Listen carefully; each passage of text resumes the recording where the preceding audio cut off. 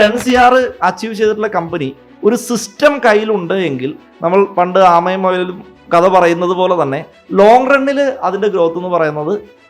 ഒരു പക്ഷേ ഇപ്പോൾ 500 CR ടേൺ ഓവറിൽ നിൽക്കുന്ന കമ്പനിയേക്കാൾ അടുത്ത ലെയറിലേക്ക് വരാനുള്ള സാധ്യത വളരെ കൂടുതലാണ്. അതുകൊണ്ട് തന്നെ നമുക്ക് ഒരിക്കലും ഒരു ബിസിനസ് ഓണറിനെയോ അല്ലെങ്കിൽ മറ്റൊരു ബിസിനസ്സിനെയോ കമ്പയർ ചെയ്തുകൊണ്ട് നമുക്ക് ആ വ്യക്തിയേക്കാൾ വലിയ ഒരു സാമ്രാജ്യം ഞാൻ കെട്ടിപ്പടുത്തിട്ടുണ്ട് എന്ന് അഹങ്കരിച്ച് നിൽക്കാനുള്ള ഒരു അവസരമില്ല. അതിൻ്റെ റീസൺ എന്ന് പറയുന്നത് പ്രത്യേകിച്ച് ഇന്നത്തെ കാലഘട്ടത്തിൽ നമ്മളുടെ ടെക്നോളജിയുടെ ഒരു സ്പീഡ് എന്ന് പറയുന്നത് നമ്മൾ ഉദ്ദേശിക്കുന്നതിനേക്കാൾ വളരെ വളരെ വലുതാണ്. ഇപ്പോൾ നമുക്ക് അറിയാവുന്ന ഇപ്പോൾ AI കുറിച്ച് പറഞ്ഞാലും ChatGPT കുറിച്ച് പറഞ്ഞാലും അതിൽ നമ്മൾ ഉപയോഗിക്കുന്നതിൻ്റെ ഒരു ഇൻറ്റൻസിറ്റി ഒക്കെ നമ്മൾ അനലൈസ് ചെയ്യുമ്പോൾ ഇന്ന് ഒരു 20 വയസ്സുള്ള ഒരു ബിസിനസ്സുകാരൻ, ഓക്കെ, നമ്മൾ ചിലപ്പോൾ അവരെ കുട്ടികളെന്ന് വിളിക്കും, ആ വ്യക്തി വിചാരിച്ചാൽ നമ്മൾ ഇത്രയും വർഷങ്ങൾ കൊണ്ട് 10 വർഷം കൊണ്ടോ 15 വർഷം കൊണ്ടോ 20 വർഷം കൊണ്ടോ ഉണ്ടാക്കിയതിനേക്കാൾ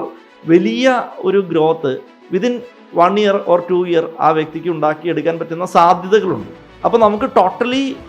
അപ്ഡേറ്റ് ആയിട്ടിരിക്കണമെങ്കിൽ എൻ്റെ ബിസിനസ്സിൽ ഏതൊക്കെ നമ്പേഴ്സിലൂടെ പോകണം എന്നുള്ളത് മനസ്സിലാക്കിയിട്ട് ഈ ടെക്നോളജിയുടെ അഡാപ്റ്റേഷനും നമ്മളുടെ